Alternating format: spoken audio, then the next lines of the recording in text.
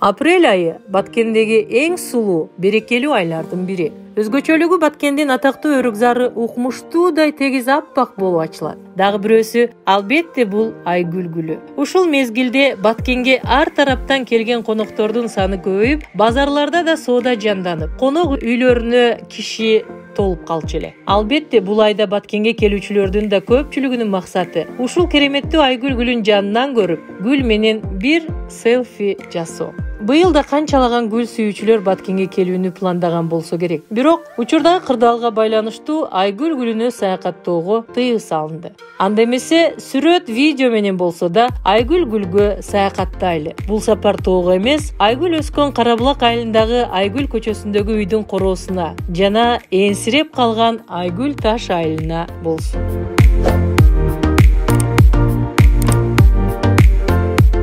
Баткен шаарынан 20 чакырымдай аралыкта Айгүл тоонун түбүндө Айгүл таш айылы жайгашкан. Бул айылда жалпы 70 кожолук бар. Учурда бул жерде 30га чамалаган кожолук жашайт экен. Калганы үйлөрүн бекитип миграцияда. Айылда кичинекей 25-30 бала окуган башталгыч мектеби бар. Айыл Суу башы айыл аймагына кирет. Айыл аймагынын башчысы Козуев Кудайбердиевдин айтымында башталгыч классты бүтүргөн 30дай окуучу Кара Токой айылындагы гимназия жатак мектебинде жашап окушат. Жатакана үчүн ар бир окуучу айына 100 сомдон төлөшөт экен. Калганы айыл өкмөтүнүн эсебинен. Негизинен бул жерде жашагандар мал менен тирилик кылышат. 3 күндө бир келчү сууну толтуруп алып, 1-2 түп өрүктү, малды сугарып өздөрү ичишет. Айыл тургуну Жунусали мырзанын айтымында учурда карантинде үлүш жерге да бара албай үйдө отурабыз дешет. Жергиликтүү бийликтен жардам да жок дейт. Бул айылда жашаганыңызга канча жыл болду?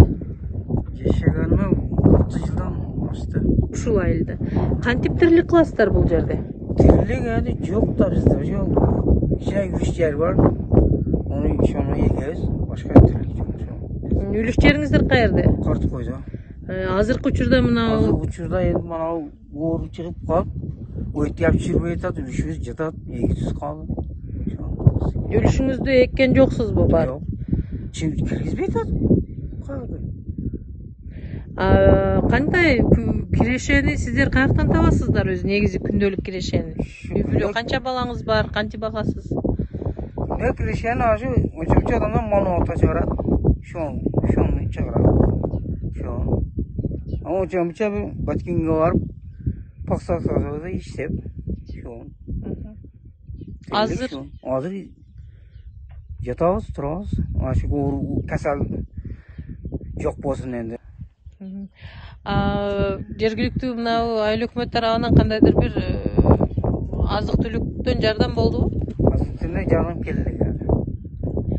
Жазып кетиштиби же жазылдыңыздар, өзүңүздөр сурадыңыздарбы? Жазып кеткен жок, келгенем жок өздөрү. Бул огородко суу келеби? Мына кургондогу дарактарды суу, ошо остановкада таза суубуз бар. Мотор менен. Мотор ошо саатга берет. Саат менен ичебиз. Огородко жок, көчөткө кичине коебуз. Жунусали мырзанын аялы мектепте пол жууп иштейт элем. Азыр жөн эле отурам дейт. Шаарга чыгыш эмне кылып атасыздар? Канча жашап атасыздар азыр? Шаарга чыкпай эле ушу үйдөгүлөрдү эптеп жашап атабыз. Айгүл жок эле да. Киреше каяктан келет өзү? Негизи кантип пособие аласыздар, эмне кыласыздар? Пособие албайбыз. Күйөөм тамеке бар иштейт деп, тамеке маз иштеп эле койгон, Баткенге эми өткөзбөйт, базарга эми өткөзбөйт. Азыр каяктан киреше, мисалы азык түлүккө, үйгө каяктан тамак ашка акча таап, пособие албайсыздар? Үйдө айлык алган бирөө жарым барбы? Жок, мектепте иштейт деп болбосо алып, айлык токтобуз деп ошентип дейт. Мектепте. Өзүңүз мектепте иштейсиз? Болбосо иштейт. Качан иш башталган? Каерде мектеп? Ушул жерде эле? Ошо чекеде да. Мына Айгүл таштын астында жашайт экенсиздер. Азыр эки жактан эч ким келбей атабы? Тоого өткөндөр жокпу? Жок. Ошончо соңгочулар өтүп калат Баткенге карап. Айылда айыл башчы жок, жөн гана мәлі вакили бар экен. Айыл өкмөтү Козоев Кудайберди менен телефон аркылуу Айгүл Таш айылынын тургундары үлүш жерлерине бара албай жатыптыр деп сураганыбызда, жер эгүүгө баргандар маска, перчаткилери болсо өтүп, талаа жумуштарын жасап келип жатышат. Көпчүлүгү талаага барабыз деп жалган айтышат. Посто турган айылдыктар баары бирин-бири тааныйт. Жери барларды өткөрүп жатышат дейт. Негизинен айылда көйгөй жок. Сууну чыгарып бергенбиз дейт. Мал багышат дейт өз сөзүндө айыл өкмөт башчысы. Айтор Айгүл Таш айылынын тургундары ушинтип таза суу, адам үчүн керек болчу жөнөкөй шарттарды кинодо гана көрүп жашашып жаткандай. Андан ары айылдан чыгып Айгүл тоону көздөй жөнөдүк. Тоого жакын калган жерде жол тосулуптур. Тоого жетпей кайра артка кайтып Карабулак айылына кирдим. Бул жерде да жергиликтүү жаштар демилгеси менен айыл кире беришин тосуп, кирген чыккан машиналарды көзөмөлдөп, бөтөн машина өткөрбөй турушат. Мен да ушул айылда туулуп өскөн үчүн